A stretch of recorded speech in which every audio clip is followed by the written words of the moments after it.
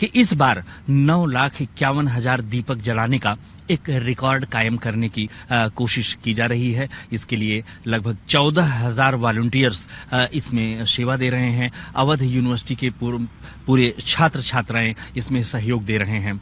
लेकिन पर्दे के पीछे बहुत सारे ऐसे लोग लगे हुए हैं इस कार्यक्रम को सफल बनाने के लिए, जिनकी भूमिका को उजागर करना और उनसे बहुत सच बनता है। और हम इसी कार्यक्रम में आपको रूबरू करा रहे हैं अयोध्या के सांसद आदरणीय लल्लू सिंह जी से। लल्लू सिंह जी से हम मिलकर के ये जानने की कोशिश करते हैं कि अयोध्या दीपोत्सव पर्व को सफल बनाने के लिए ये लोग किस तरह से कोशिश कर रहे हैं। सर, सबसे पहले तो हम यही जानना चाहेंगे कि अयोध्या दीपोत्सव पर्व को सफल बनाने के लिए आप लोग कितनी मेहनत से जुटे हुए हैं, कैसे काम कर रहे हैं सर? सबसे पहले तो हम आपके माध्यम से सबको दीपोत्सव और दीपावली की हार्दिक शुभकामना देते हैं जी। और अयोध्या का यह 5वां दीपोत्सव है जी। उत्तर प्रदेश में पूज्य योगी आदित्यनाथ जी जब मुख्यमंत्री बने तब से उन्होंने दुनिया को यह बताने का काम किया कि दीपावली किस कारण मनाई जाए। जी जी। और यह इस दीपोत्सव के माध्यम से बताया गया कि प्रभु श्री राम जब श्रीलंका से विजय प्राप्त करके अयोध्या वापस आए थे माता जानकी के साथ, तो अयोध्या वासियों ने, संतों ने, सब ने इसी प्रकार हर्षोल्लास के साथ दीप जला करके उनका स्वागत किया था। और तब से यह दीपावली निरंतर पूरे देश और दुनिया में जहां भी राम भक्त हैं वह मनाते हैं। उसी को वैश्विक स्तर पर पूज्य योगी आदित्यनाथ जी ने देश के प्रधानमंत्री माननीय नरेंद्र मोदी जी के मार्गदर्शन में इस दीपोत्सव को वैश्विक स्तर पर ले जाने की कोशिश की है। और आज इस दीपोत्सव को पूरी दुनिया देखती है और अयोध्या की महिमा और गरिमा जो है इस दीपोत्सव के माध्यम से वह जो जनता के सामने जाती है। अब एक चीज यही जानना चाहूंगा कि ये जो दीपोत्सव पर्व है इसको आप लोग बहुत व्यापक पैमाने पर मनाते हैं। इसको तैयारी करने में आपको कितनी मेहनत लगती है, कितना आप लोगों ने योगदान दिया है इस कार्यक्रम को सफल बनाने के लिए? कैसे आपने इतनी बड़ी तैयारी को इतने अच्छे ढंग से किया है, उसके बारे में थोड़ी सी जानकारी दें। निरंतर माननीय मुख्यमंत्री जी के मार्गदर्शन में जी, जहां प्रशासन के लोग इसमें लगे हुए हैं, वहीं हम सारे जनप्रतिनिधि, भारतीय जनता पार्टी के कार्यकर्ता, विचार परिवार के कार्यकर्ता, सब लोग के बीच में जाकर के एक तो सभी जो हम धार्मिक केंद्र हैं हमारे, उन पर दीपोत्सव मनाया जाए। पूरे जनपद में इसका प्रयास हो रहा है और सभी जगह पर दीपोत्सव मनाया जाएगा पूरे जनपद में। उसी के साथ साथ स्वच्छता और निर्माण का काम भी, जिसके कारण आवागमन में लोगों को कठिनाई ना हो, कोई असुविधा ना हो, इस पर भी हम लोग निरंतर देख रहे हैं और अधिकारियों को बताने का काम कर रहे हैं। जी। अधिकारी, प्रशासन के लोग और समाज के सारे लोग, चूंकि अयोध्या का यह दीपोत्सव अयोध्या की उसने जो महिमा और गरिमा को बढ़ाने का काम किया है दुनिया के स्तर पर, वैश्विक स्तर पर, इसलिए संपूर्ण समाज इसमें जो जहां पर भी है वह सहयोग करने का प्रयास कर रहा है। इसमें केवल संपर्क करने की जरूरत है और कहीं पर भी अगर कोई कठिनाई है तो अधिकारियों को बताने की जरूरत है। समाज खुद हाथों हाथ खड़ा हुआ है, साथ दे रहा है और इसलिए यह जो उत्सव है दीपोत्सव, यह हम मानते हैं कि संपूर्ण समाज ने आत्मसात कर लिया है। और अयोध्या ही नहीं, धीरे धीरे पूरे दुनिया में यह दीपोत्सव उसी के मनाया जाएगा। आपने बताया कि निर्माण कार्य बहुत बेहतर किया जा रहा है, जिससे यहाँ पर आने जाने वालों को सुविधा हो, लोग आसानी से पहुंच सकें। एक चीज बड़ा परिवर्तन यहाँ पर दिखाई पड़ता है कि लोग कह रहे हैं कि सड़कें यहाँ पर पहले बहुत खराब थी, चौड़ी कम थी, लोगों के आने जाने में काफी परेशानी होती थी। लेकिन जब से दीपोत्सव का कार्यक्रम का आयोजन शुरू हुआ है, तब से यहाँ पर बहुत बेहतर ढंग का इंफ्रास्ट्रक्चर ढांचा एक तैयार करने की कोशिश की गई है। इसका जो है लाभ यहाँ के लोगों को रहने वालों के लिए भी मिल रहा है। मैं इस पर भी एक आपसे टिप्पणी चाहूंगा कि इस तरह के कामकाज को करने के बाद अयोध्या वासियों के जीवन में इसका किस तरीके से एक सकारात्मक असर पड़ रहा है। यहाँ पर चाहे पर्यटन के विकास के दृष्टि से इसको देखें या सामान्य रहन सहन के हिसाब से देखें, इसका किस तरीके से परिवर्तन देख रहे हैं आप? देश के प्रधानमंत्री माननीय नरेंद्र मोदी के मार्गदर्शन में जहां पूरे देश में विकास हो रहा है, वहीं जितने भी हमारे आस्था के केंद्र उन सब का विकास हो रहा है। और किसी भी देश और दुनिया और किसी भी समाज के लिए आस्था के केंद्रों का बड़ा महत्व, जी, क्योंकि समाज का निर्माण उन आस्था केंद्रों के माध्यम से होता है। बहुत सुंदर जी। और यह काम माननीय मोदी जी ने प्रधानमंत्री बनने के बाद किया। जी। हम देखते हैं कि हमारी जो युवा पीढ़ी है उसको अपने इतिहास भूगोल के बारे में मालूम नहीं, अपने महापुरुषों के बारे में मालूम नहीं, अपने क्रांतिकारी, अपने शहीदों के बारे में मालूम नहीं, जिन लोगों ने देश की आजादी के लिए काम किया।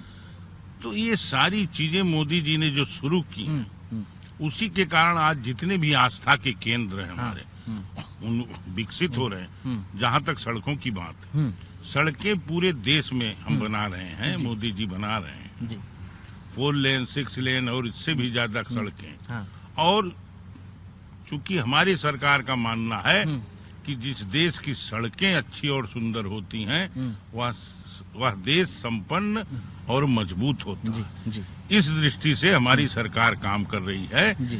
और उसी दृष्टि से चूंकि हम 2014 से ही यहाँ के स्थानीय जनप्रतिनिधि होने के नाते एक हमारे मन में विश्वास था, हम कहते भी लोगों से कि अयोध्या में प्रभु श्री राम का जब मंदिर बनेगा 1 लाख श्रद्धालु रोज यहाँ आए। जी। इसीलिए अयोध्या में भारत सरकार के रेलवे से संबंधित काम, परिवहन मंत्रालय से संबंधित काम, पर्यटन से संबंधित काम, ये स्वास्थ्य विभाग से संबंधित काम, बहुत सारे कामों को 14 से लेकर 19 के बीच में स्वीकृत कराया गया जी। और वह काम प्रारंभ भी हुआ। कुछ काम जैसे अयोध्या का स्टेशन दिसंबर में उसका प्रथम फेज का लोकार्पण होगा। जी। इतना सुंदर स्टेशन बन रहा है जी।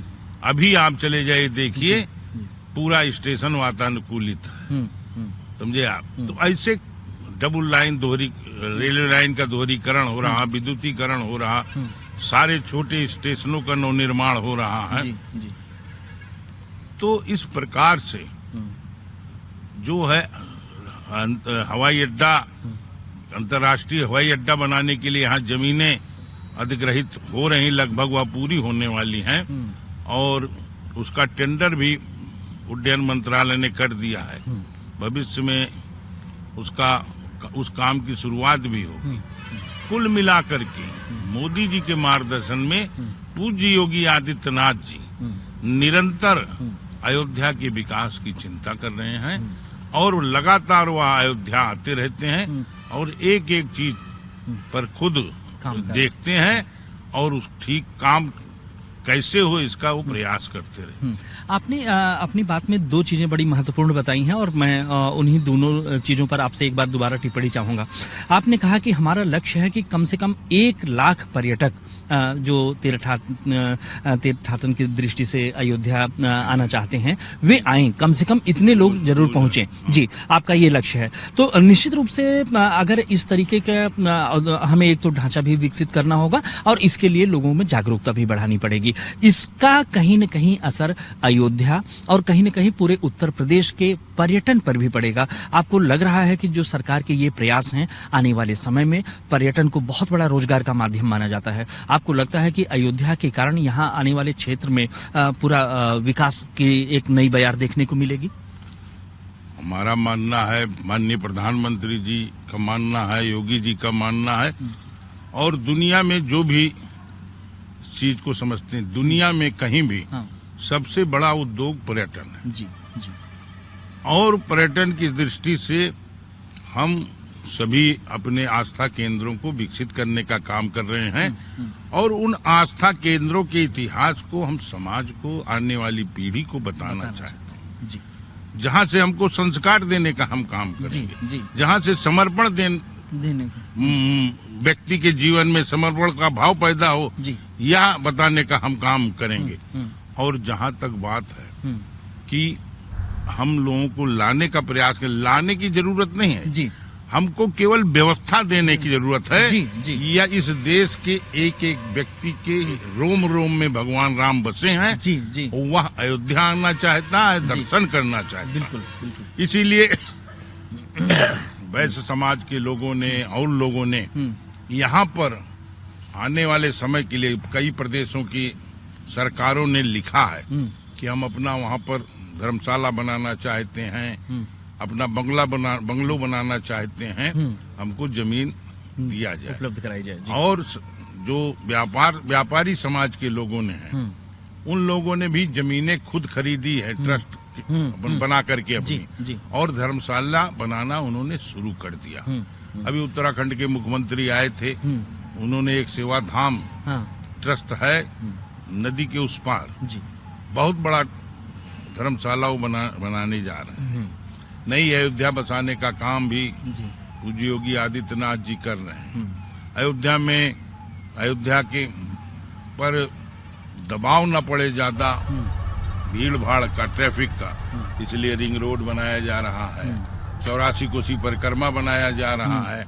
उस 84 कोसी परिक्रमा के माध्यम से भी हम अपने ऋषि मुनियों की तपोस्थली, जन्मस्थली, आस्था केंद्रों को, भगवान राम के जीवन से, चरित्र से संबंधित स्थानों को पूरे दुनिया को दिखा सकेंगे, घुमा सकेंगे, और उसके माध्यम से ग्रामीण क्षेत्रों में भी हम रोजगार उपलब्ध करा। हमारी पीढ़ी अपनी पुरातन परंपरा से ज्यादा बेहतर से बेहतर ढंग से परिचित रहे। जब वो परिचित रहेगी, उन चीजों के बारे में जानेगी, तभी उसके गौरव को अनुभूत कर पाएगी और तभी ये चीजें अगली पीढ़ी के लिए ट्रांसफर हो पाएंगी। तो इसके लिए सरकार एक तो केंद्रों को विकसित कर रही है, इसके अलावा और क्या आप प्रयास कर रहे हैं जिससे कि हमारी आने वाली पीढ़ी इस तरह के अपने आस्था के केंद्रों के बारे में, अपने सनातन धर्म के बारे में और चीजों के बारे में कैसे ज्यादा से ज्यादा जागरूक रहे?